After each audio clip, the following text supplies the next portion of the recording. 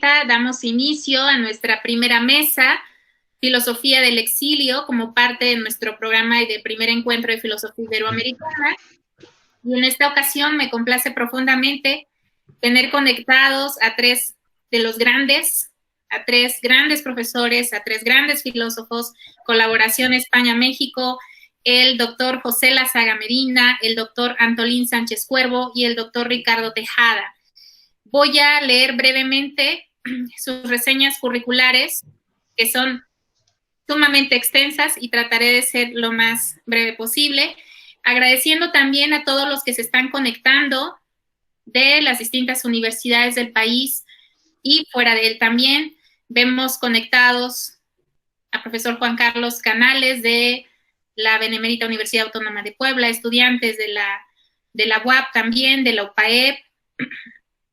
Bienvenidos todos. Si nos pueden poner por el chat también de qué universidades nos acompañan, se los agradecería mucho. El doctor Antolín Sánchez Cuervo es doctor en filosofía y científico titular del Instituto de Filosofía del CSIC, del que es vicedirector desde 2013 y en donde forma parte del grupo de investigación Filosofía Social y Política. Ha sido becario del Ministerio de Educación y Ciencia, Secretaría de Relaciones Exteriores de México, Comunidad de Madrid, Fundación Caja de Madrid, Fundación Carolina, entre muchas otras importantes fundaciones alemanas también. Profesor invitado de la Universidad Nacional Autónoma de México, que recientemente le otorgó un premio en diciembre del año pasado. También en la última década ha sido investigador principal de 5 proyectos de investigación sobre temáticas relacionadas con el exilio intelectual español de 39, obtenidos en convocatorias públicas competitivas. Desde 2011 forma parte de la Junta Directiva de la Asociación de Hispanismo Filosófico y desde 2015 forma parte del Comité Ejecutivo de las Obras Completas de María Zambrano, para los que ha editado diversos escritos de los volúmenes 1 y 6. Desde 2018 preside la Red Internacional de Estudios sobre el Exilio Español Filosófico, integrada en la Red Iberoamericana de Filosofía. Es autor de más de 150 publicaciones sobre filosofía iberoamericana, filosofía política y de la cultura, con especial atención al exilio intelectual español de 1939. Es autor de libros, capítulos de libros y ediciones en editoriales de referencia tales como Trota, Biblioteca Nueva, Galaxia, Gutenberg, Siglo XXI, entre muchas otras importantes casas editoriales. También es autor de numerosos artículos en revistas de referencia como Isegoría, Arbor, Contrastes, Pensamiento, Migraciones y Exilio, Revista de Hispanismo Filosófico.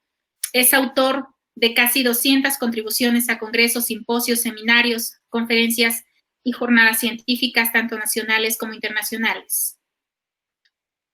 El profesor José Lazaga Medina, quien estuvo con nosotros haciendo una estancia de investigación en la Facultad de Filosofía de la UPAEP, es catedrático de Filosofía y Enseñanza Media, profesor de Filosofía en UNED y profesor investigador en la Fundación José Ortega y Gasset. Ha sido comisario de la exposición en Madrid de José Ortega y Gasset, Residencia de Estudiantes y Sociedad Estatal de Conmemoraciones Culturales, mayo de 2006. Sus investigaciones se centran en los aspectos metafísicos y éticos del pensamiento orteguiano.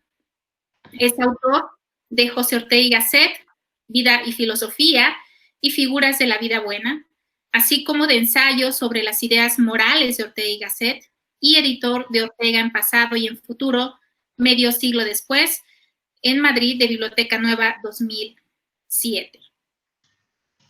El profesor Ricardo Tejada estudió en la Universidad del País Vasco y en la Universidad Autónoma de Madrid, en donde se doctoró en 1995.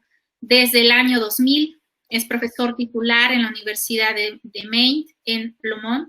Sus trabajos en Francia, sus trabajos se centran en la filosofía francesa contemporánea y en el pensamiento español del siglo XX. Es autor del libro De una sensibilidad por venir, ensayos de estética contemporánea en 2008. También el doctor Ricardo Tejada forma parte de la edición de varios volúmenes de las obras completas de María Zambrano en Galaxia Gutenberg. En 1991 recibió un premio extraordinario de la mejor tesina. Fue becario en la Universidad Católica de Lovaina, Bélgica, beca otorgada por la misma universidad y por el Ministerio de Asuntos Exteriores de España.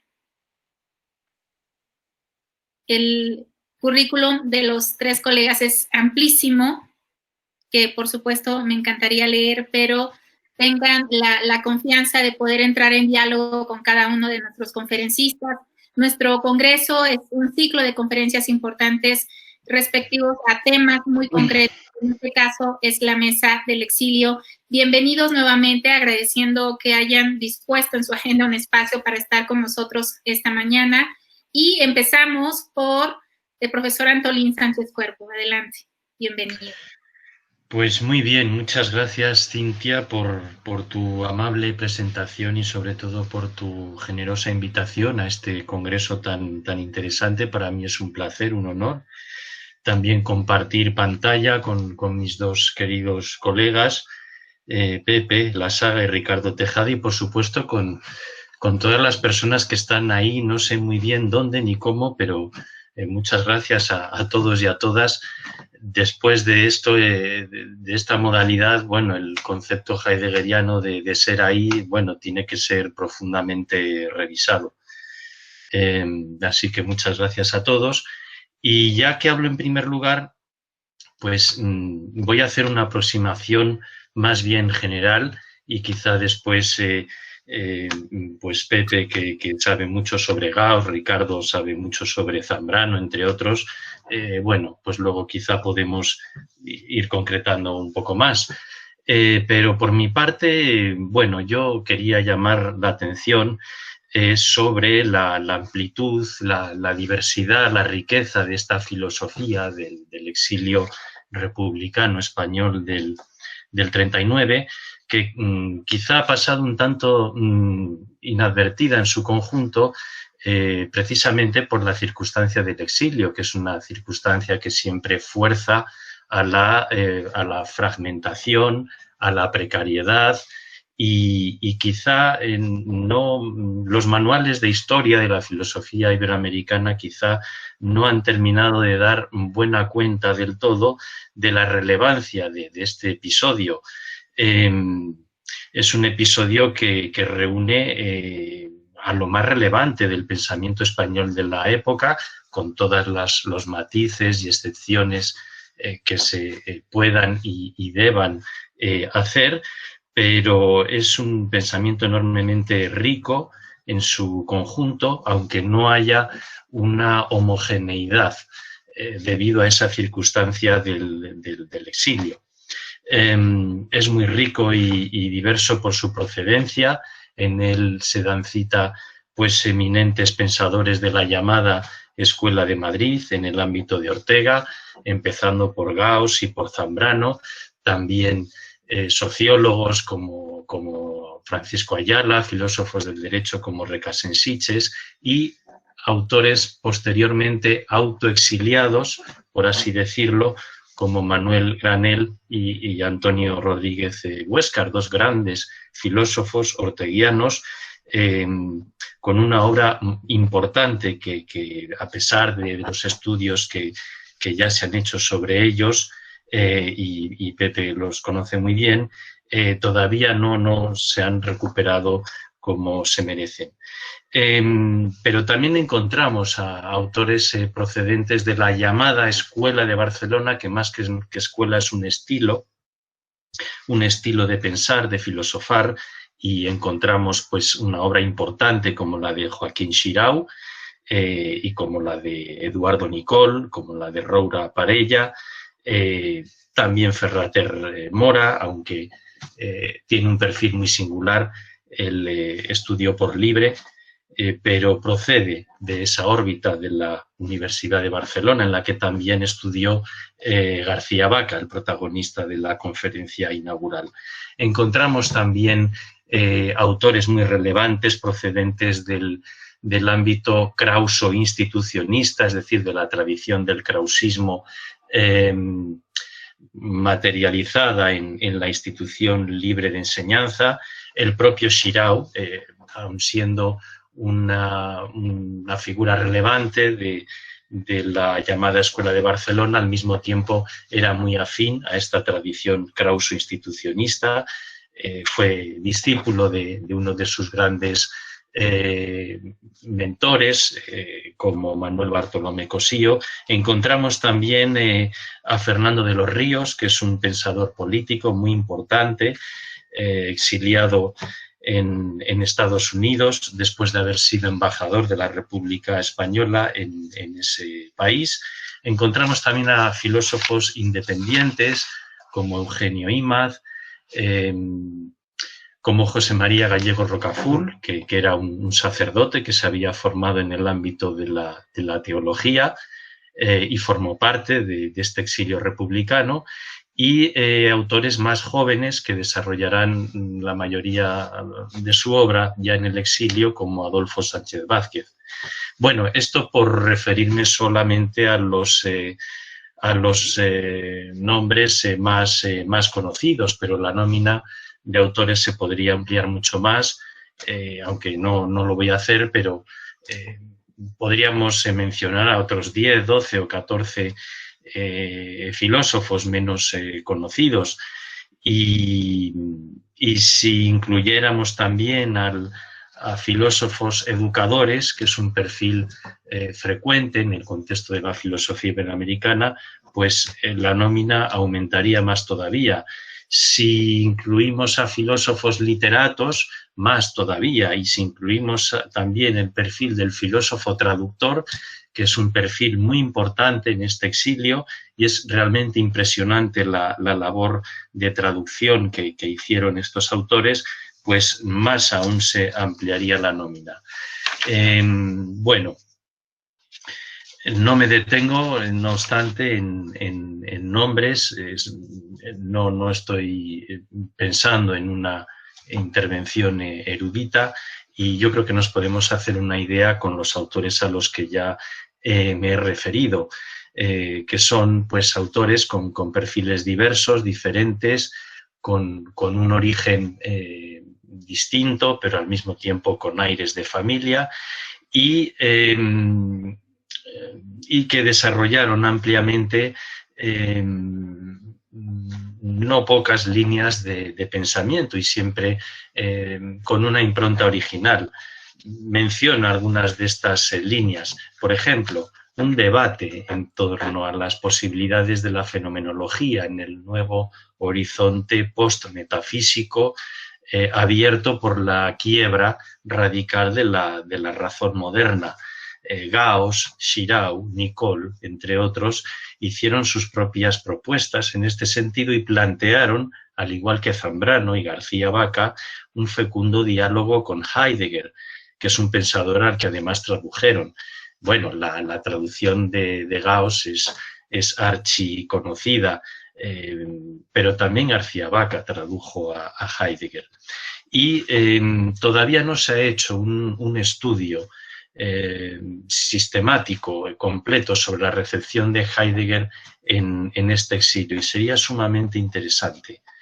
Es un estudio muy difícil porque es una recepción a veces implícita, indirecta, ambigua, llena de ambivalencias, llena de contrapuntos. Es un autor de referencia, pero es un compañero de viaje del que al mismo tiempo se despiden. Bueno, sería un tema muy interesante.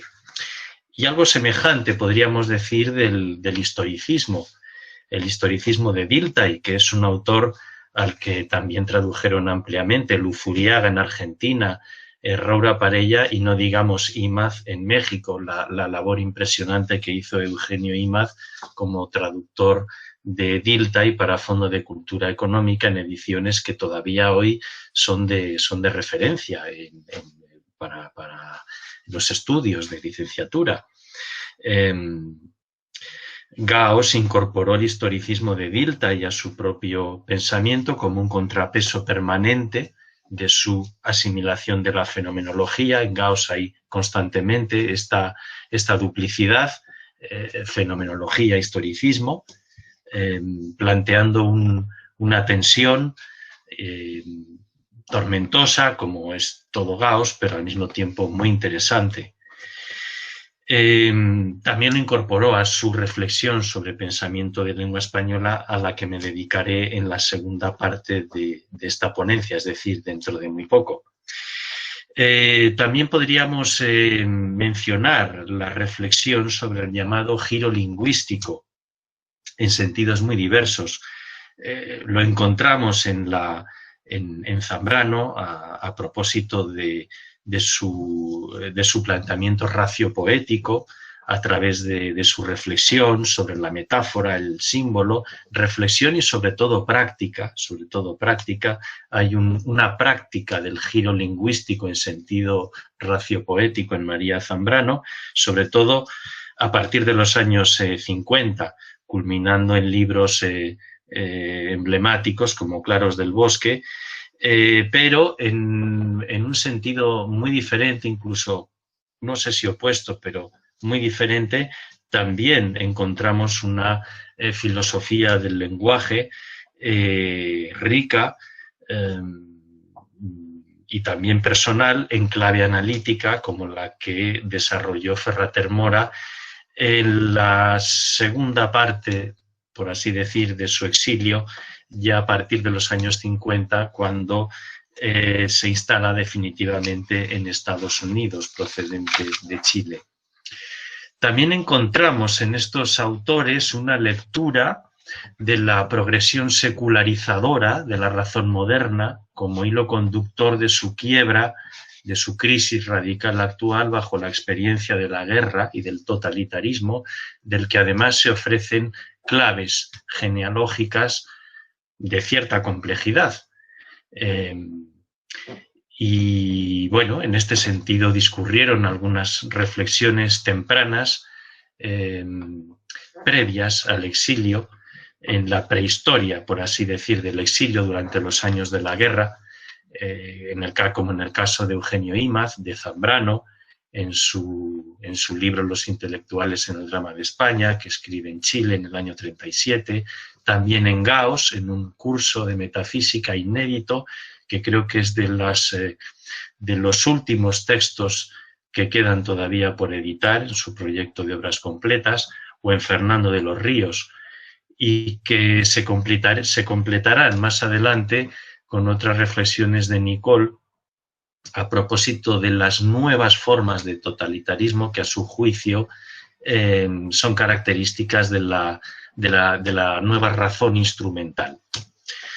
Bueno, otra línea transversal de pensamiento que podemos encontrar en estos filósofos, pues un diálogo con las ciencias y una reflexión sobre las posibilidades constructivas de la técnica, como en García Vaca, y también un diagnóstico de sus derivas opresivas bajo el nuevo predominio de la cibernética y la cultura de la velocidad. Aquí podríamos detenernos en textos poco conocidos de Gauss, del propio Nicole, y también de Abad Carretero, que es un autor, entre comillas, menor, que Ricardo conoce muy bien porque lo ha editado.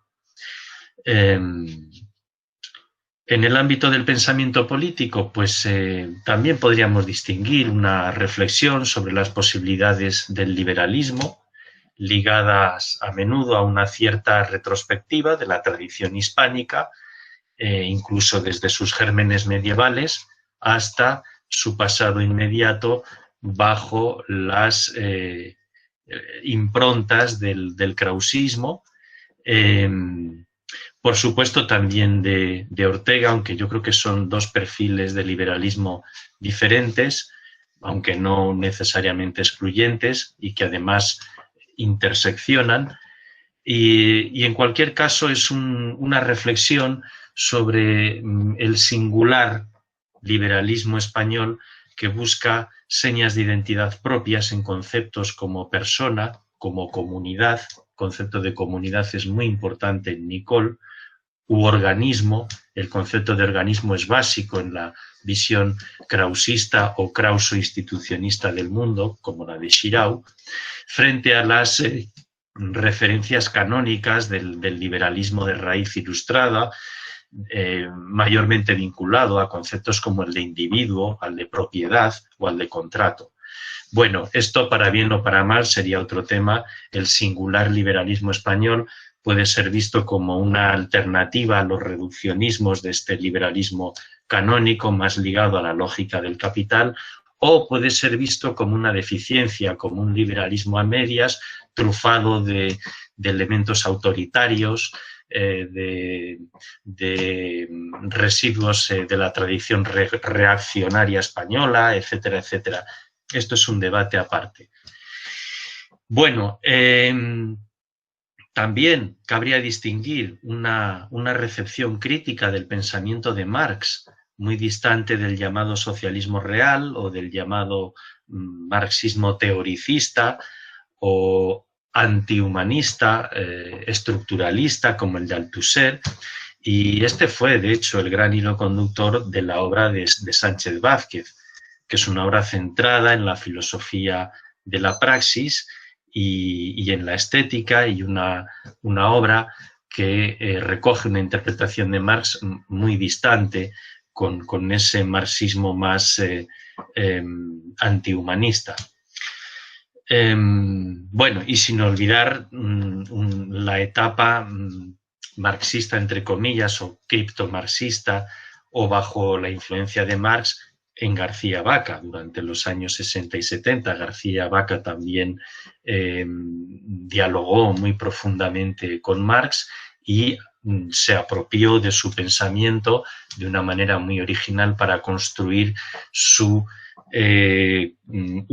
concepto de transfinitud. Bueno, me detengo entonces finalmente, 5, 6, 7 minutos en otro rasgo transversal de esta filosofía del exilio. Me detengo un poquito más porque creo que tiene mayormente que ver, no sé si con la temática del Congreso, pero sí con su título, con la filosofía iberoamericana. Es un tema importante en este exilio, la autorreflexión que hacen estos autores o la reflexión que hacen sobre las posibilidades de la filosofía iberoamericana o hispanoamericana, dice Gauss, o de lengua española, hispánica, dice Nicole, o Xirau, española, dice Zambrano, que quizá era un poco más miope para las cuestiones americanas, aunque comenzó su exilio en México y luego pasó una década importantísima en su obra entre Cuba y Puerto Rico, pero la reflexión de Zambrano se centra en la tradición española, no llega a dialogar con las tradiciones mexicanas, o como hace Gauss, por ejemplo. Bueno, este tema es importante en estos autores. ¿Cuál es el estado de la cuestión? ¿Cuáles son las posibilidades de este pensamiento? Que es un pensamiento exiliado en sentido metafórico, es un pensamiento marginal, entre comillas, en el sentido de que es un pensamiento desplazado del tronco, del logos, del logos canónico occidental, de la filosofía racionalista moderna centroeuropea. En ese sentido, el pensamiento de lengua española es exiliado. ¿Cuáles son sus posibilidades? ¿Qué puede aportar en este horizonte de catástrofe, de violencia extrema, de consumación de las lógicas totalitarias que presuntamente se han ido incubando a lo largo de la modernidad? Bueno, esto daría para un congreso entero y bueno, ya afortunadamente en la conferencia inaugural ya el doctor Bechot ya habló mucho y muy bien sobre García Vaca, pero yo simplemente quería señalar a algunos autores y, sin entrar en los acentos de cada uno de ellos, pues advertir que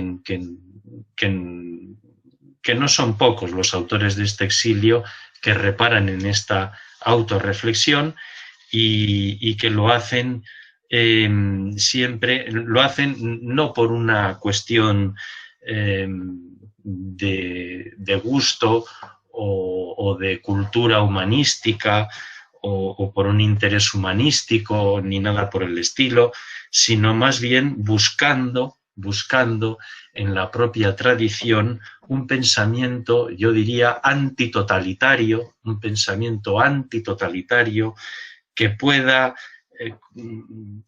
ser la alternativa a esa racionalidad tecnocientífica moderna consumida y consumada en la experiencia totalitaria, en los campos de exterminio, en la guerra, en el periodo de entreguerras, etcétera, etcétera. Yo creo que esa sería la línea transversal que recorre pensamientos como el de Gauss, en clave historicista, y dialogando mucho con todo lo que se quiera relativizar, con el pensamiento iberoamericano y con la filosofía mexicana, a la que dedicó numerosos estudios. Esto también está en Xirau, en clave organicista. Xirau construye un pequeño gran relato del humanismo hispánico que por lo menos es un relato, no es un cuento, es un gran relato que se remonta a la Edad Media, nada menos que a Ramon Llull, al gran Ramon Llull, a un filósofo cristiano que escribía en árabe, precursor del humanismo europeo, muy apreciado también por Américo Castro porque personifica esa convivencia entre culturas y entre religiones de la España medieval. Como digo, un gran relato que se remontaría a Ramon Llull, al que Xirau dedicó un libro precioso en el año, creo que en el 45, Ramon Llull, Filosofía y Mística, creo que se titula, que lo tenía ya pergeñado en España, en Barcelona, antes del exilio, pero terminó de madurarlo durante su exilio en México. Desde Ramon Llull hasta sus maestros de la Institución Libre de Enseñanza, construye Xirau un gran relato en clave organicista, muy bonito, serio, solvente y un poco idealizador también. Pero es una referencia si hablamos de autorreflexión en la filosofía del exilio español del 39. Por supuesto, también habría que incluir a Zambrano en clave raciopoética y ahondando en las tradiciones filosófico-literarias españolas. Ya apunté que Zambrano dialoga menos con las tradiciones americanas y profundiza mucho más en la tradición española. Y en un autor aparentemente hostil a estas cuestiones como Eduardo Nicol también. Nicol fue profundamente crítico con el ensayismo, con la práctica, por lo menos práctica excluyente del ensayo. Él defendía la filosofía como ciencia, pero como ciencia no en un sentido neopositivista o instrumental, sino en el sentido más griego del término. Él defendía la filosofía como ciencia y como una ciencia intersubjetiva, y por eso conceptos como el de comunidad, el de expresión, el de razón simbólica son tan importantes en su obra. Él conocía muy bien la obra de Cassirer, que es uno de los grandes filósofos de la racionalidad simbólica, y en este sentido era sumamente crítico hacia el personalismo, el individualismo, el esteticismo, a su juicio arbitrario, de Ortega y su escuela. Él ya sabemos que rivalizó mucho con Gauss y él rehuía profundamente ese estilo filosófico personalista, intimista, lo consideraba arbitrario, caprichoso, irresponsable, etc. Ahora bien, no solamente dedicó grandes elogios a los clásicos españoles del siglo XVI, a Suárez y compañía, como en algún momento García Vaca, sino que también hizo una cierta vindicación de la filosofía hispánica, pero como una tarea por venir, como una tarea aún por hacer, en el sentido de que esa soberanía excesiva del yo, del individuo, una vez despojada de su arbitrariedad, a juicio de Nicole, podría alimentar un nuevo humanismo, un renacimiento del humanismo frente a la razón instrumental y frente al neopositivismo y frente a lo que él denominó razón de fuerza mayor, que es una especie de razón instrumental a lo Nicole, para entendernos, una especie de versión nicoliana de la razón instrumental. Realmente letal, de consecuencias letales. Esto lo elabora en el que, para mi gusto, es su libro más interesante, El porvenir de la filosofía, es del 71, en donde podemos encontrar uno de los primeros diagnósticos en lengua española de la globalización tecnológica. Un libro profundo, hace un diagnóstico profundo, es un libro muy pesimista, donde prácticamente declara el fin de la filosofía. Y si acaso hay algún atisbo de rehacer, de reconstruir el logos, de que el logos renazca, y siempre mirando a los griegos. Nicole era un gran helenista, un gran admirador de los griegos, también un crítico de Platón, y porque él quiere volver, al igual que muchos autores de su época, como el propio Heidegger, quiere volver al principio, al origen, a los presocráticos, y él piensa que ese humanismo hispánico tan indómito, tan caprichoso, una vez madurado y despojado de esas arbitrariedades y de esos egocentrismos, puede contribuir a un renacimiento del humanismo frente a este racionalismo instrumental letal. Bueno, ya voy terminando. Esta autorreflexión está en estos autores y en algunos otros en los que podríamos reparar, pero yo creo que de manera muy clara en estos 4 autores, más García Vaca 5, por lo menos. Y bueno, pues ya aquí termino mi intervención y cedo la palabra a mis sabios compañeros de pantalla.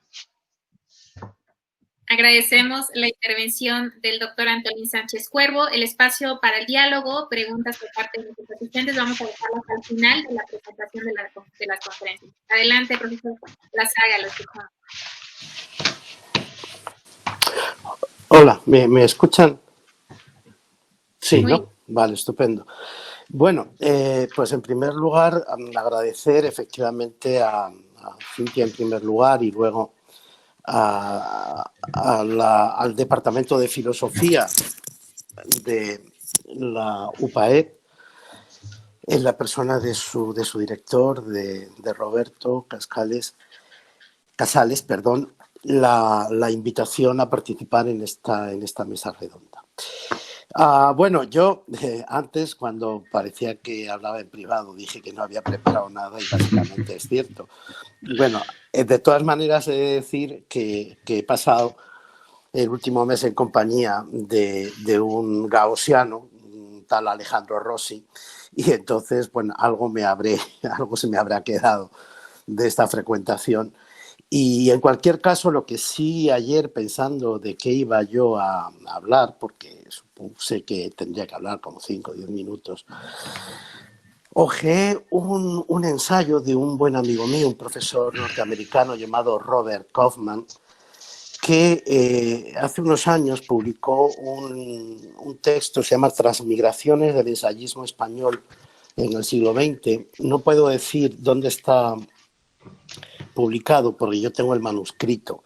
Si alguien está interesado, me comprometo a escribirle a Kaufman y pedirle la referencia si es que está publicado. En cualquier caso, hojeando esto yo anoche, me encontré con una observación que me resultó extraordinariamente interesante y oportuna para lo que yo tengo en la cabeza desde, bueno, desde hace bastante tiempo, acerca del significado del ensayismo español en el exilio y del ensayismo filosófico más específicamente. Pero la observación que Kaufman hace en este texto al que me acabo de referir es que se hace la siguiente reflexión: siendo el caso de la Guerra Civil Española, que provoca el exilio, un fenómeno de discontinuidad histórica, sin duda, es decir, una quiebra profunda y dramática en la marcha de la vida y de la cultura españolas, especialmente en la marcha de la filosofía española que con Unamuno y Ortega había empezado a ingresar en la modernidad europea. Digo que teniendo en cuenta esa profunda discontinuidad y ruptura, sin embargo, pocas líneas después de describir Kaufman esta discontinuidad, se pregunta, siguiendo en esto, a Marichal, que había afirmado en una mesa redonda que se había celebrado en Madrid en medio de la transición, en el 50 aniversario, si el exilio, cito a Marichal, el exilio ha sido verdaderamente providencial para el ensayo español. Esto lo afirmaba esto lo afirmaba Marichal en presencia de Francisco Ayala. Kaufman se hace eco de eso y se pregunta si acaso en la tradición del ensayismo español, a pesar de aquellas circunstancias desgarradoras y trágicas, no fue sino una manifestación de continuidad histórica. Es decir, que a pesar de la guerra civil y de la indiscutible ruptura y discontinuidad que supuso en las biografías y muchas veces en las obras de muchos de estos autores, sin embargo, al examinar la evolución de trayectoria intelectual de los exiliados, nos encontramos con la hipótesis de si no hay una cierta continuidad en el ensayismo español.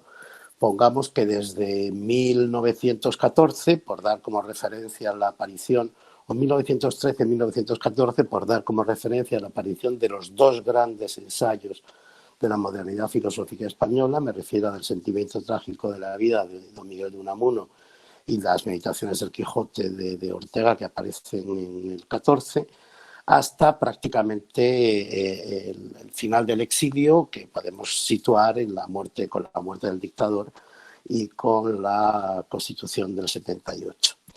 En esos prácticamente 50 años, la cuestión es, ¿ha sido el ensayismo en lengua española? Digo en lengua española intencionadamente porque habría que introducir aquí o habría que añadir aquí a los exiliados españoles a muchos de sus discípulos.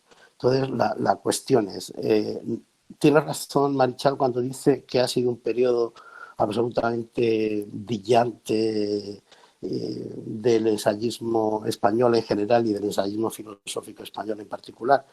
Pues yo la respuesta a este interrogante es que sí, pero insistiendo en que hay que, digamos, situar en esa tradición a los españoles exiliados y a sus discípulos mexicanos, argentinos, caraqueños o venezolanos, etcétera, etcétera. La continuidad podríamos establecerla quizás en el caso digamos, en el caso más conspicuo, más transparente, que es sin duda alguna el que se establece a través de la figura de José Gaos y de su trabajo primero en el colegio, bueno, en paralelo, casi podríamos decir, en la Facultad de Filosofía y en el colegio, primero en la Casa de España y luego en el Colegio de México. Yo me he preguntado, y terminaré escribiendo sobre ello cuando tenga más información, pero yo me he preguntado en serio en algún momento si Gauss no tenía en mente trasladar la fracasada Escuela de Madrid, y lo de menos es el nombre, el experimento de la Facultad de Filosofía y Letras en Madrid entre 1931 y 1936, si Gauss no tenía en mente intentar algo parecido, es decir, dar a una especie de establecer una continuidad en su docencia mexicana. Hay algunos indicios que permiten suponer que fue así. Un ejemplo es que a uno de sus discípulos más atendidos, a Fernando Salmerón, le encarga que escriba unas mocedades de Ortega y Gasset, su tesis doctoral, ¿no? Pero también, y este dato es menos conocido, también a otro estudiante le encarga hacer el vaciado de la revista de Occidente, de la primera época de la revista de Occidente, 1923-1936, y todavía hoy, que yo sepa, es el único catálogo exhaustivo y sistemático que existe de los contenidos de la citada revista. De modo que Gauss evidentemente tenía muy claro que lo que él podía aportar a la docencia en tierras mexicanas evidentemente no podía ser sino su experiencia en la Facultad de Filosofía. Comentaba antes que había estado trabajando en el pensamiento filosófico de Rossi, de Alejandro Rossi, que también se convierte en uno de los discípulos favoritos de Gauss. Rossi, después de Salmerón, también ofrece un ingrediente de continuidad absolutamente curioso en lo que respecta a la docencia de Gauss y a sus orígenes en Ortega. Más peculiar todavía porque, como es sabido, Alejandro Rossi rompe incluso de una manera violenta con la docencia de Gauss y con la enseñanza de Gauss, afirma que Gauss no tuvo discípulos y se dedica a la filosofía analítica. Él hace un viaje iniciático prácticamente a Oxford cuando tiene unos 30 y tantos, 40 años, y allí descubre la filosofía analítica y descubre algo así como una especie de paraíso para la filosofía. Y sin embargo, al cabo de frecuentar el análisis filosófico durante intervalo de 15 o 20 años, con una producción filosófica bastante escasa, dicho sea de paso, resulta que él vuelve a sus orígenes y, aparte de una brillantísima carrera como escritor de ficción,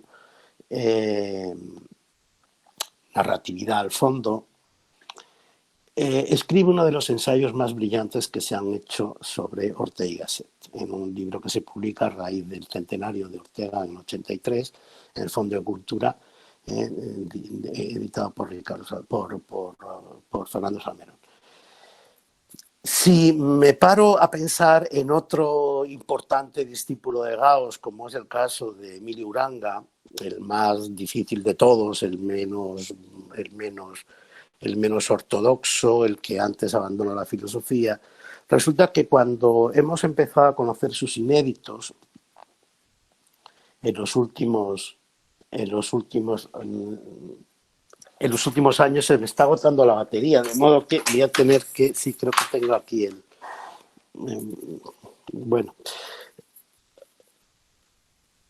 no sé, ¿se ha interrumpido mi comunicación? ¿No? ¿Se me oye todavía?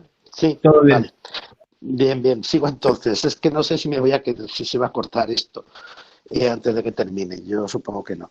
5 minutos todavía me quedará. Decía que cuando se han empezado a conocer los inéditos de Emilio Uranga, nos hemos encontrado con que Uranga conocía muy bien a Ortega, y aunque, lo conocía muy bien y lo insulta a modo, pero independientemente de que lo insulte o lo deje de insultar, resulta que se había tomado la molestia de leérselo muy en serio. Quiero decir que para no hablar de Cea, el primero entre los discípulos de Ortega del grupo Hiperión, los discípulos de Gauss del grupo Hiperión, que se molesta luego en escribir una pequeña monografía sobre Ortega el americano. De modo que esto sería más que suficiente para indicar que efectivamente después de la Guerra Civil las semillas sembradas en la Facultad de Filosofía y Letras tuvieron una segunda vida, pero tuvieron una segunda vida incluso en la parte, digamos, dialéctica o polémica, porque Nicole, al que se ha referido muy extensamente antes Antolín, Nicole, sin duda alguna, uno de los críticos más feroces de Ortega y del ensayismo, aunque desde una idea de ciencia, en fin, un poco ensoñada. Lo siento, pero yo soy muy partidario de la filosofía como ensayo.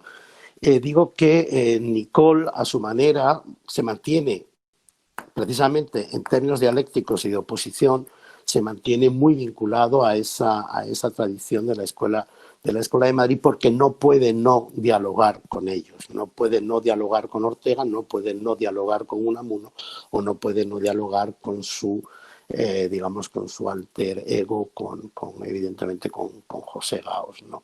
Lo mismo le pasa a García Vaca, que también tiene un largo ensayo sobre Ortega, para no hablar de los exiliados orteguianos como Granera, al que también Antolín se refirió antes. La idea que yo me hago es que efectivamente a través de las revistas y a través de los libros que dialogaban entre sí, se creó realmente una especie de tradición, uso la palabra porque no dispongo de otra, una tradición en un sentido, si quieren ustedes, muy flexible, pero una tradición donde los vínculos entre unos y otros existían. Una tradición que estaba anclada en ciudades tan distintas como Ciudad de México, Buenos Aires, Caracas o Puerto Rico. Hay que tener en cuenta que en el mes de mayo en Puerto Rico era habitual celebrar una especie de congreso donde se reunían, pues casi siempre iba García Vaca, iba Gaos desde México, iba Granel, de España viajaba Marías, no sé si Laín fue alguna vez, y en el mes de mayo en Puerto Rico se encontraban todos ellos y dialogaban y discutían sus cosas entre sí.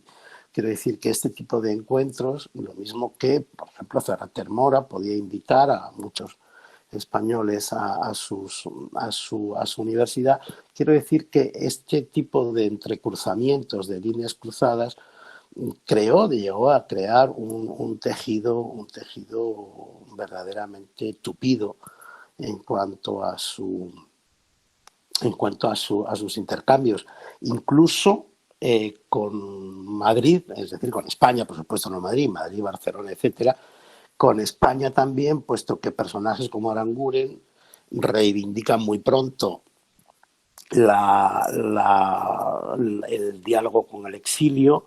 Marías lo practica también en sus viajes a América, a Buenos Aires, a México, a Puerto Rico, como ya he mencionado antes, y en ese sentido, pues yo tengo la sensación de que, a pesar de que efectivamente ocurre a partir de los finales de los 60, ocurre una especie de quiebra en casi estoy por decir, aunque sea una palabra frívola, en las modas filosóficas, una quiebra con lo que había sido el caldo de cultivo del ensayismo filosófico español, caldo de cultivo que estaba vinculado a la hermenéutica, al existencialismo, a cierto historicismo y evidentemente a la fenomenología. Hay una quiebra porque la filosofía analítica y el cierto marxismo irrumpen como digamos, tendencias muy poderosas que hacen sentir que las posiciones anteriores han quedado obsoletas. Pero nosotros sabemos que eso fue un fenómeno, en cierto modo, histórico-político, de coyunturas histórico-políticas, y en ese sentido, justamente al cabo de aproximadamente 20 años, una generación o quizás dos generaciones, aquel ensayismo y aquellas tendencias hermenéutico-fenomenológico-historicistas pues vuelven a estar de nuevo en primera línea y bien, yo creo que lo que nosotros estamos haciendo aquí eso sería un buen ejemplo de esa especie de revitalización. Bueno, no sé si todo esto ha resultado un poco confuso. Yo la idea que quiero transmitir se resume en decir que estoy de acuerdo con la idea de que efectivamente el ensayismo español ha presentado una continuidad extraordinariamente sólida y de una brillantez extraordinaria, y que en ese sentido digamos, no fueron en los años 90 cuando se soñó con reivindicar de nuevo una especie de unidad cultural, etcétera. La unidad cultural estaba creada desde los años 40 y 50, en revistas como Realidad o revistas como Cuadernos Americanos, en figuras transversales como, por ejemplo, Octavio Paz, que atraviesa con una extraordinaria brillantez, atraviesa varias décadas de producción, muy vinculado además. Paz, por ejemplo, reconoce que sin Gauss no habría alcanzado la Universidad Mexicana el nivel que alcanzó, y sin Ortega, y lo dice expresamente Paz en un bonito texto que le dedica, sin el pensamiento de Ortega, él no habría pensado como pensó.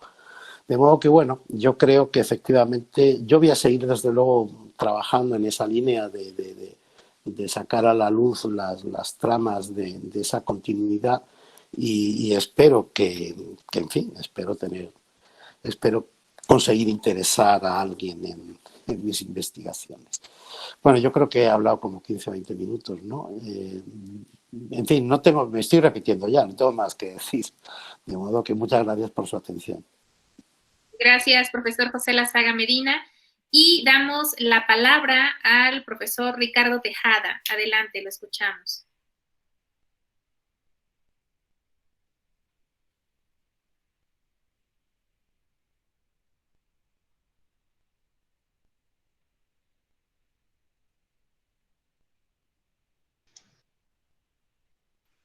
Ahora se me oye bien, ¿no? Ahora sí, pero no te vemos. Sí.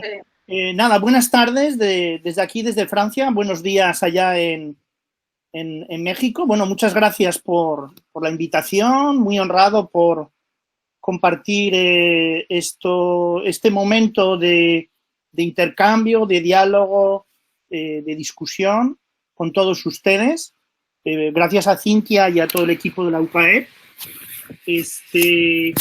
Bueno, yo había preparado apenas unos apuntes que pueden ser el soporte de un pequeño discurso de unos 10 o 15 minutos, pero como sé que me enrollo como las persianas, pues igual puedo llegar hasta los 20 minutos sin darme cuenta, o sea que no duden en interrumpirme si me paso de ese tiempo graciosamente y amablemente otorgado, ¿no? A ver, lo primero que yo quería comentar es, bueno, una cosa que aparece de vez en cuando en los debates, que es sobre la identidad de este exilio, ¿no? Y bueno, yo como llevo tiempo viviendo en Francia, pues sé que, bueno, todo el que experimenta el vivir en el extranjero sabe que está extendido en sí mismo profundamente, pero al mismo tiempo que es muy plural, ¿no? Y yo pienso que los exiliados hay que tomarlos así, es decir, que los pensadores del exilio, yo creo que desde ciertos puntos de vista son profundamente españoles, que duda cabe, desde otros puntos de vista son profundamente americanos, pero yo diría que también son transnacionales, ¿no? Es un término que está un poco muy de moda quizás en algunos congresos, pero sí es cierto que no hay que excluir ninguno de esos elementos. Es decir, soy contrario a aquellos que dicen, bueno, los exilios son transnacionales, pero no son ni españoles, ni mexicanos, ni nada. No, son transnacionales, son mexicanos y españoles y muchas cosas más. Bueno, esto como primera observación previa, ¿no? En lo que se refiere, digamos, a la naturaleza española de este exilio, yo subrayaría 4 núcleos o 4 nudos magnéticos, 2 que son específicamente españoles y 2 que son específicamente europeos y que yo creo que caracterizan buena parte de los pensadores del exilio, ¿no?, republicano. Por un lado, yo diría la ILE, del que Antolín es, y sobre todo el krausismo, es muy buen especialista, ¿no? La institución libre de enseñanza y el krausismo, digamos, atmosférico que está ahí, que duda cabe que inunda buena parte del exilio, o aunque sea las problemáticas. Pienso, por ejemplo, en el tema del humanismo, es decir, que hay autores como Joaquín Xirau o como Imaz, que son más declaradamente humanistas. Hay otros como García Vaca o Zambrano, que intentan hacer una profundización ontológica del humanismo, hasta incluso, o en algunos aspectos, renovarlo y otros subvertirlo, pero giran en torno al problema del humanismo. Esto es importante, ¿no? El segundo núcleo yo diría que es el dúo, ¿no? El dúo Ortega-Unamuno, está claro. Oí recientemente una entrevista que está de Joaquín Serrano, está accesible en YouTube, a Ferrater Mora, y él cuando le decían, bueno, pero usted le influyó más Unamuno que Ortega, él dijo, no, lo primero fue Ortega y el libro de Unamuno lo hice como encargo. Pero claro, si uno lee, por ejemplo, Europa, sobre todo Europa y España, un poco menos cuestiones españolas, se ve la impronta poderosísima, primero de Unamuno en Ferrater, que luego desgraciadamente ha sido un poquito velada por los discípulos actuales, ¿no?, de Ferrater, ¿no? Bien, 2 nudos también magnéticos, yo diría, europeos muy importantes. Antolín ha mencionado uno, el historicismo de corte diltiano, que en Nicole y en Imaz son tan importantes, incluso en Zambrano, cuando la autognosis en el hombre y lo divino es absolutamente fundamental, ¿no? Y el otro núcleo, la fenomenología, la fenomenología que está presente en Nicole, en Zambrano, en Gauss, en Luis Abad y en tantos otros, ¿no? Esa recepción de la que nos ha hablado con particular perspicacia Agustín Serrano en Un paseo por Madrid, ¿no?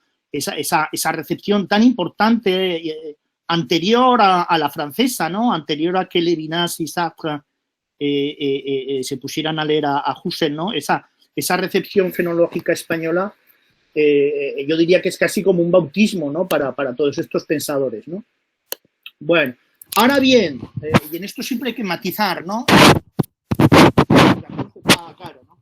Hay filósofos que son, digamos, más difícilmente ascribibles a estos 4 nudos magnéticos, ¿no? Pienso en un ensayista que he editado, muy brillante, como Marín Civera.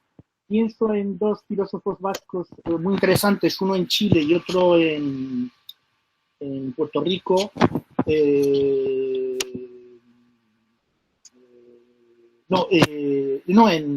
En Costa Rica. Teodoro Olarte en Costa Rica y Néstor Narvarte en Chile. Pienso en Jorge Enjuto, tan interesante, en Adolfo Sánchez Vázquez. Claro, en todos estos autores hay un peso específico del existencialismo, en el sentido más lato y menos preciso del término. Se podría incluir a Camus y a Heidegger, pero claro, de ellos está también presente autores como Bergson, como Nietzsche, como el marxismo, la masonería, que fue tan importante, digamos, en lo que ahora está muy de moda el término, la hegemonía cultural republicana. La masonería es muy importante en Abad o en Civera, ¿no? O hay Heath, por ejemplo, en Enjuto, ¿no? Pero incluso en un filósofo que me atrevería a llamar de camaleónico, como García Vaca, pues fíjense ustedes, está Heidegger, está Husserl, está Ortega, está Unamuno, está Machado, está Marx, todo ello en una gran marmita de mucha complejidad, y de acceso, yo diría, siempre difícil en él porque hay una retórica nativa, yo diría, un poco escolástica, que dificulta la lectura, ¿no? Bueno, otra quería decir, un poco al compás de la lectura que estoy haciendo, que me está fascinando, del epistolario de Alberto Jiménez Frau, que no fue para nada un filósofo, pero que fue un verdadero tejedor de relaciones, ¿no? En el exilio. Yo diría que hay una inmensa red epistolar que está por trabajar. Una inmensa red epistolar entre los filósofos del exilio, incluso los más supuestamente alejados. Pienso en la correspondencia entre María Zambrano y Ferrater Mora, que es terriblemente interesante y que muestra que están, por lo menos en los años 40 y principios de los 50, está pensando cada uno en el otro, ¿no? Bien, estos brazos de lo que yo llamaría el inmenso árbol de la Edad de Plata española, que termina en el exilio, pues yo hago la comparación con un inmenso drago canario, ¿no? El drago canario es un árbol que fascinó mucho a André Breton y que tiene la particularidad de hundir sus ramas y convertirse de nuevo en raíces, ¿no? En México hay bastantes árboles de este estilo, creo, ¿no? Bueno, pues este inmenso drago, claro, va a enraizarse en América, va a enriquecerse con movimientos de idas y venidas de muy diversa índole.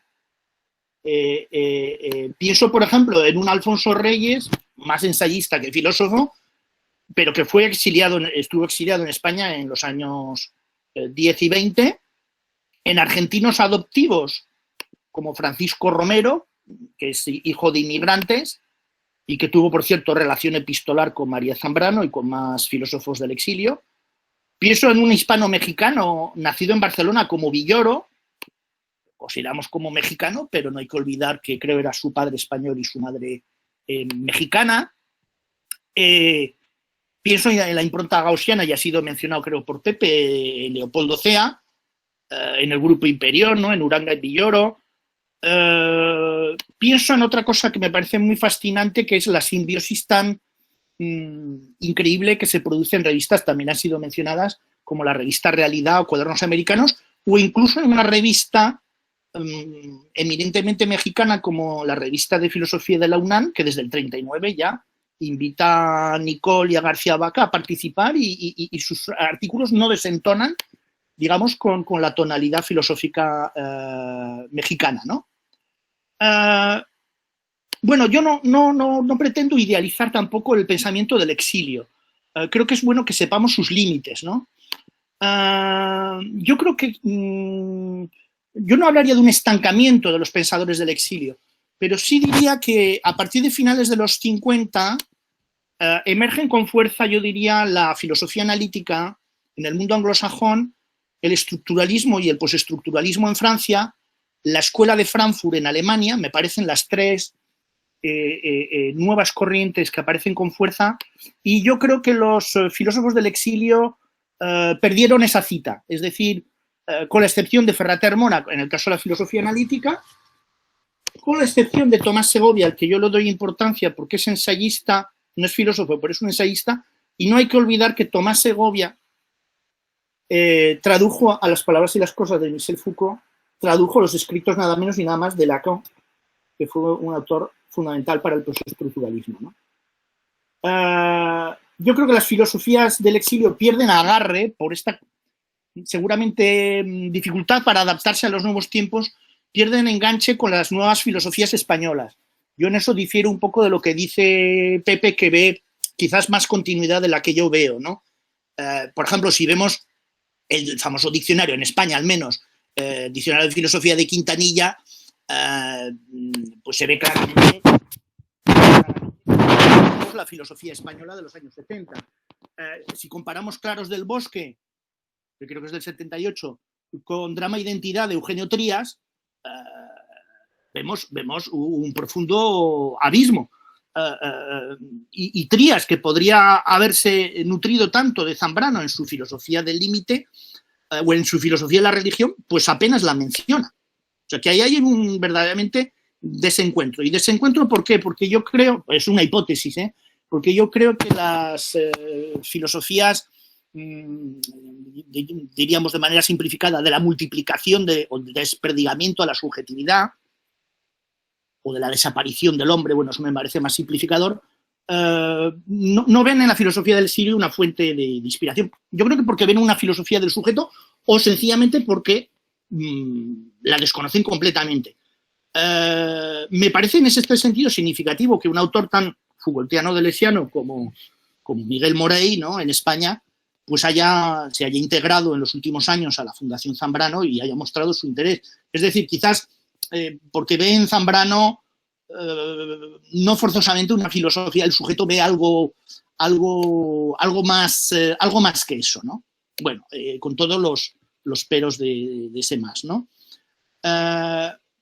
Otros límites que yo encuentro en el pensamiento del exilio es que no tuvo eco en los pensadores de fuera del área hispánica, por diferentes razones. Quizás Ferrater Mora es el que, bueno, publicó en inglés, pero el resto de los pensadores del exilio publicaron muy poco o casi nada fue traducido a otras lenguas europeas y eso creo que fue un hándicap. Yo en Francia lo sufro constantemente porque, de eso se podría hablar, porque hay un gran desconocimiento de estos pensadores.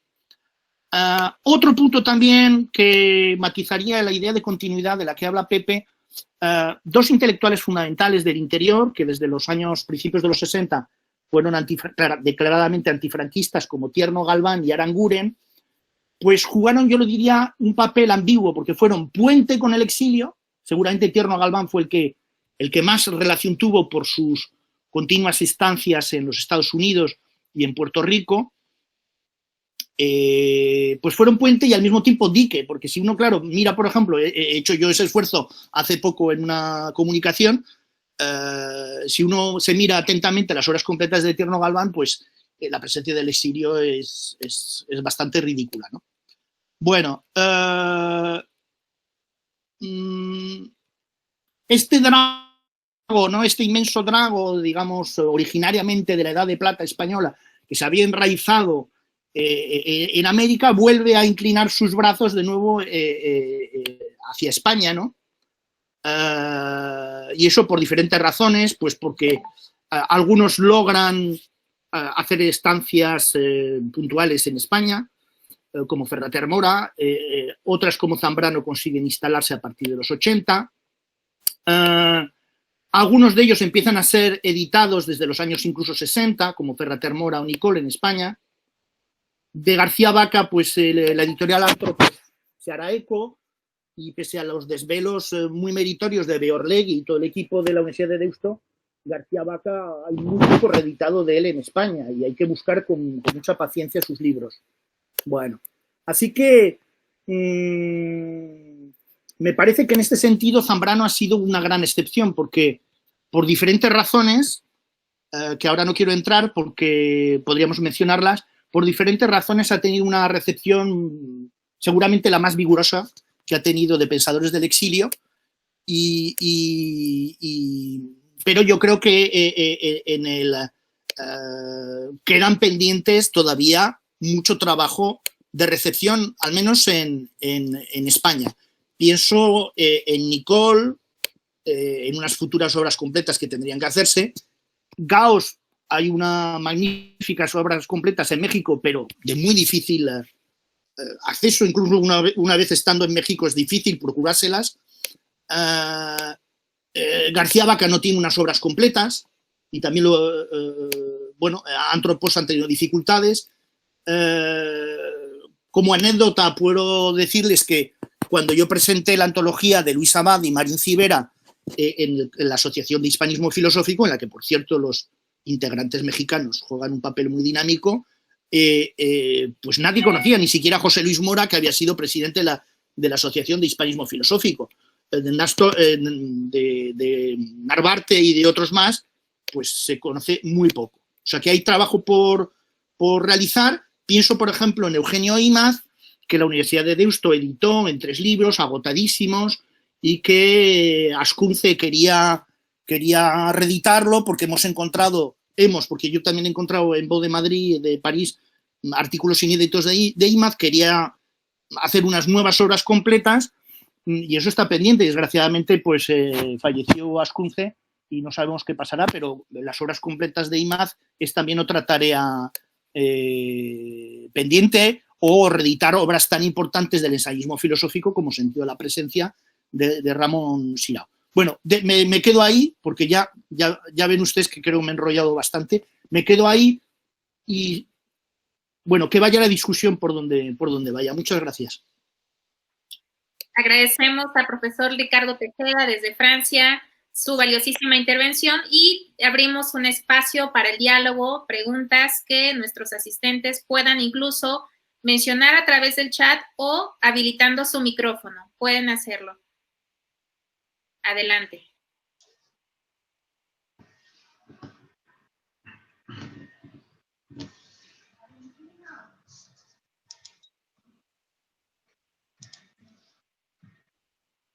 E incluso también al mismo interior de la mesa compartida entre José, Pepe, Antolín y Ricardo también pueden preguntar algunas cuestiones.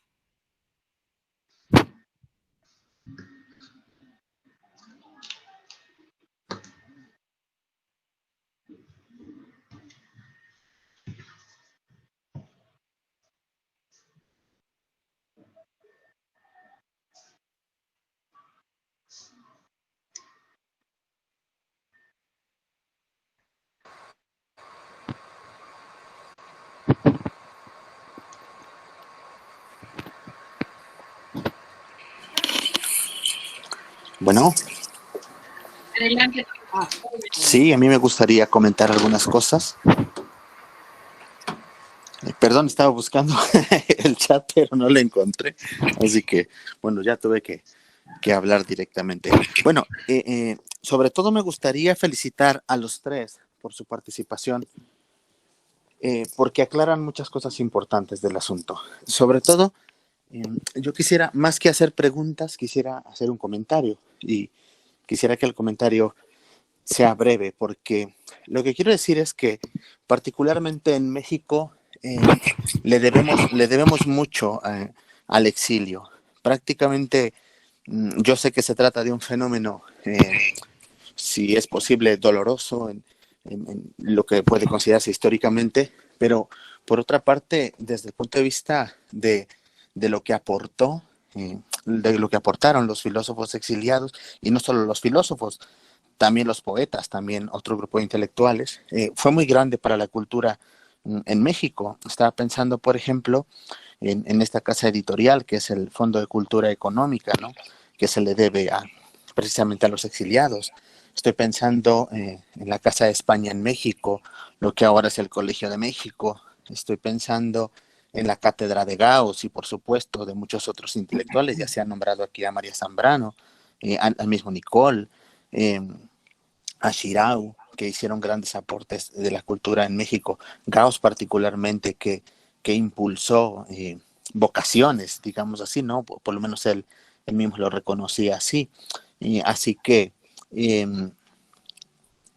me parece que el exilio es una dimensión importante de la filosofía en México, y que el estudio de la filosofía en México, y no solo en México, sino en Iberoamérica, en Latinoamérica particularmente, es de sumo valor. Yo digo todo esto también porque están unidos en esta sesión los estudiantes, muchos de los estudiantes de la Facultad de Filosofía de la UPAEP, que particularmente en este momento están estudiando aspectos importantes de la filosofía en México, y que es importante que vean a través de sus testimonios cómo estos filósofos han aportado de manera significativa. Casi podríamos decir que para entender muchas de las líneas que se han desarrollado en la filosofía contemporánea en México, pues hay que ir a estudiar a los filósofos del exilio. Yo recuerdo, por ejemplo, y quisiera preguntarle esto más que a Pepe, quisiera preguntárselo. Dije que no tenía pregunta, pero ya me salió una pregunta. Ya ven qué importante es hablar. Yo recuerdo que justamente que María Zambrano, por eso digo que la pregunta va más dirigida a Ricardo y a Antolín.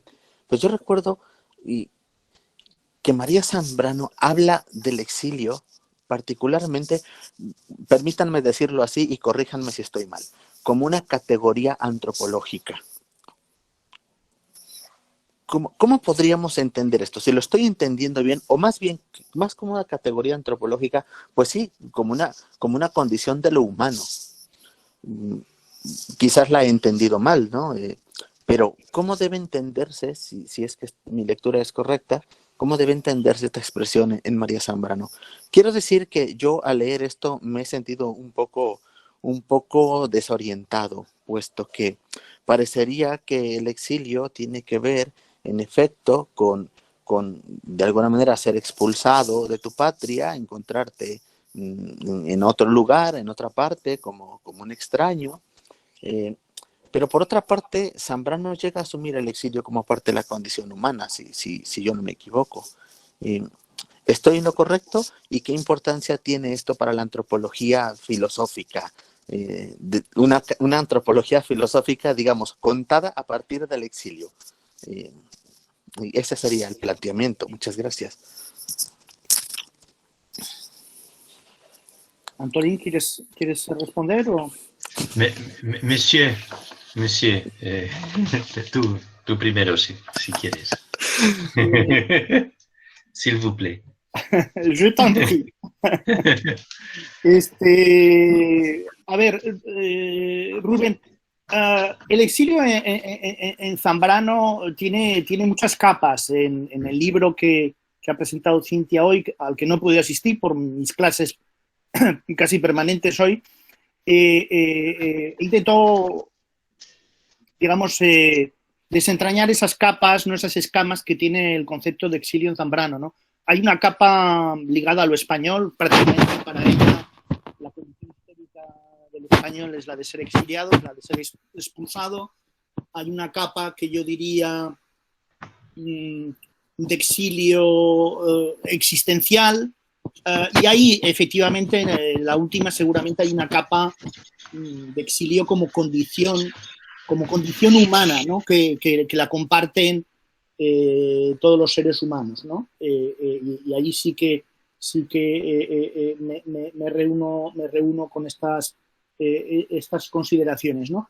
Ahora bien, Zambrano no se siente exiliada como Gauss. Quiere decir que una cosa es que uno sea objetivamente refugiado, digamos, según la Convención de Ginebra, o según las instituciones mexicanas o argentinas o las que sean, y otra cosa es cómo uno tiene conciencia de eso, ¿no? De la misma forma, salvando todas las distancias que en Lukács, ¿no? Una cosa es que un obrero pertenezca a la clase trabajadora y otra cosa es que tenga conciencia de pertenecer a ella. Así que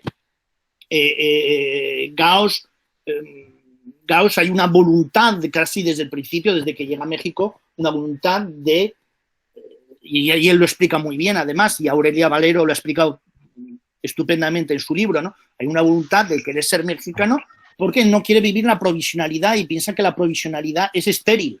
Y yo creo que en cierto sentido, tiene mucha razón, ¿no? Claro, en el libro de Aurelia Valero se ve claramente que por muy mexicano que hubiese querido ser, y lo fue, pues hay un dolor y no sé si me atrevo a decir una nostalgia, pero una querencia por España que se transparenta en muchos textos, sobre todo más íntimos y inéditos de él, ¿no? Así que quizás sean las dos polaridades, ¿no? Gauss y Zambrano. También depende mucho del grado de arraigo en un país. Zambrano no terminó de cuajar bien en México, no terminó de cuajar bien en Cuba, no terminó de cuajar en Italia. O sea, ese permiso de satisfacción.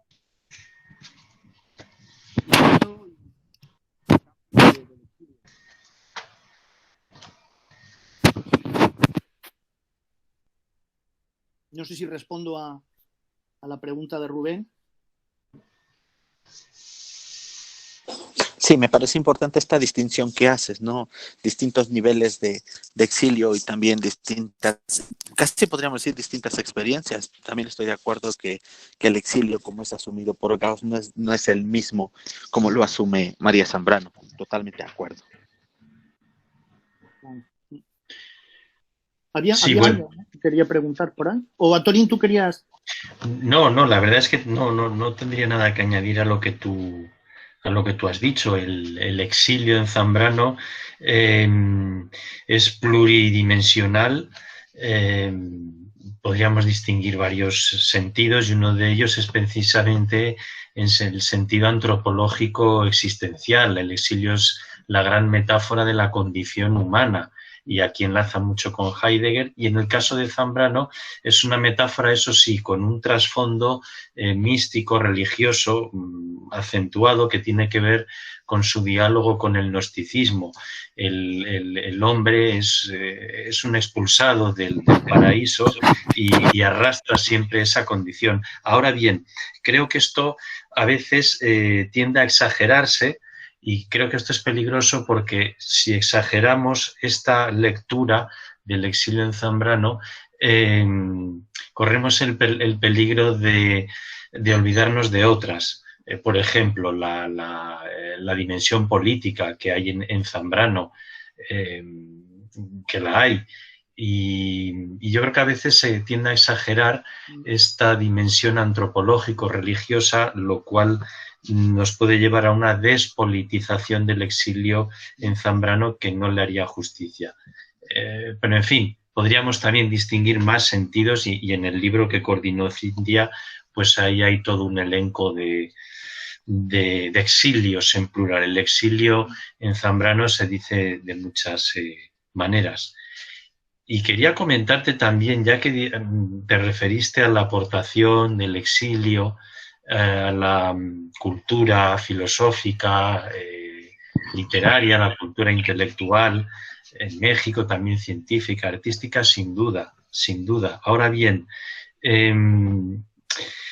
esto tampoco debe llevarnos a olvidar también cierta cara más oscura del exilio, que es algo que también tenemos que, creo yo, los estudiosos del tema también tenemos que empezar a desmitificar sin miedo. Y algo de esto hay ya, por ejemplo, en la excelente biografía intelectual que Aurelia Valero dedica a Gauss. El exilio también fue un campo muy conflictivo entre los propios exiliados, y también hubo muchos conflictos entre los propios exiliados y las instituciones y los interlocutores receptores.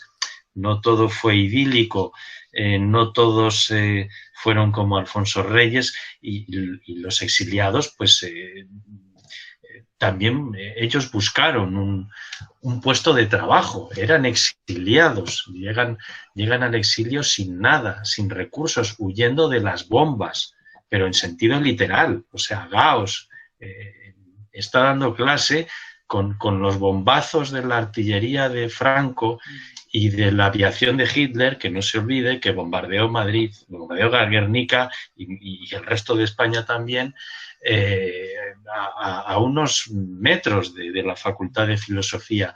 Y la Facultad de Filosofía de la Universidad de Barcelona, donde enseñaba Xirau, también estuvo dando clase con los bombazos en este caso de Mussolini. La aviación de Hitler bombardeaba Madrid y la de Mussolini Barcelona. Entonces, quiero decir que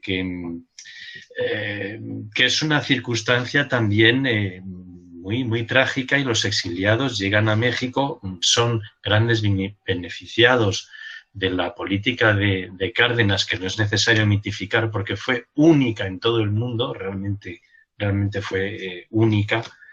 Fue la gran excepción de acogida a estos apátridas que despreciados en muchos otros lugares, pero también hay que desmitificar luego la historia del exilio, que no siempre fue idílica. y también el campo académico, ¿no? Como la sociología francesa, pues de Bourdieu y compañía, pues han puesto de manifiesto, pues es un campo también siempre minado, muy conflictivo. Y esa autorreflexión sobre la filosofía iberoamericana, a esto ya no me referí por falta de tiempo y no me voy a enrollar, solamente lo señalo, tuvo también un sentido estratégico. Gauss supo ver muy bien que la filosofía mexicana iberoamericana estaba aún por desarrollarse en México y encontró ahí un campo estratégico idóneo para estudiar, para enseñar, para reflexionar y para posicionarse académicamente. También, y eso hay que decirlo. Y detrás de sus polémicas con Francisco Larroya hay mucho de esto también, y de sus polémicas con Nicole. Son polémicas de poder y todos sabemos cómo es la academia por dentro, ¿no? En fin, ya sabemos, ¿no? Que es también una institución conflictiva en donde hay muchas pugnas de poder. Aún es más, estudiosos de este tema, desde este punto de vista desmitificador, como Sebastián Faber, incluso apuntaron en su momento que hubo un cierto matrimonio de conveniencia entre las élites culturales peístas y gubernamentales y el exilio intelectual, en el cual también podían encontrar una fuente de legitimidad a cambio de apoyo. Bueno, esto también se ha exagerado, ¿no? Desde los estudios culturales. Yo creo que también ha habido cierto engolosinamiento, pero, en fin, este enfoque hay que tenerlo presente también, sin duda.